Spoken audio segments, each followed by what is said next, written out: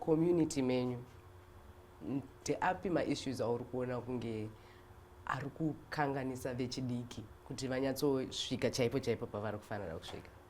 Chekutanga madrugs, mitoriro nana guka chichi ndo zvimwe zvinokanganisa. Ukatotarisa kumaraini kutona hapana unotogona zvekuimba ndizvo wakatomutarisa so unoti munhu anogona kuenda kumberi but nyaya yemadrugs manje ndo mamari unyanya kukanganisa mageto youth. Ipapo pakaipa because angofunga zvemadrugs hapana zvimwe zvaachafunga. Akatorwa madrugs kana wanga wamuudza kuti toda kuenda kwakati, pane mumwe mufana wandakatomboti aona da kuendesa neimwe studio hati ada vapfana ungorecruita ichikuti vapinde rove mangoma mbani yatogona, but time yataiti taakuda kubaya unenge akatodhakwa zvake, unoenda upi nemunhu akadhakwa nemadrugs. Ndozvo madrugs whether musikana kana mukomana ndo ari kukanganisa vanhu.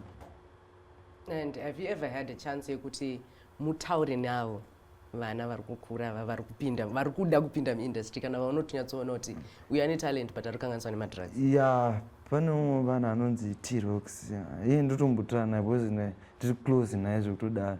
Ndatombotaura naye but unongochitaura wega, zvichibuda. Saka zvinonetsa manje, munhu ato-addicted nazvo manje.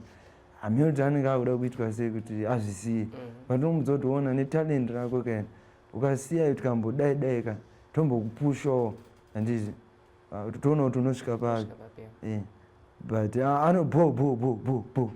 bo handikuinzwa mukoma, handikuinzwa bhurugwa rinenge rakasvika uku, ndikuinzwa mukoma handizvo mangwana wakumutsvaga paipai haachabatike.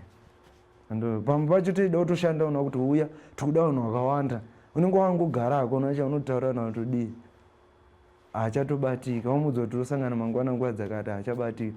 Mukoma mungwana zvakazoitika panenge aitaura akabhenderera aunzwisa futi tsitsi ada kukumbira futi mari yekuti anotenga futi madrugs. Apa wamudza kuti uya kubasa, vanouya kubasa wopiwawo mbichana ndizvo wobatsirika, auda kukumbira futi apa kubasa kwacho haasi kuda kuuya futi. Handozvono pakaipa.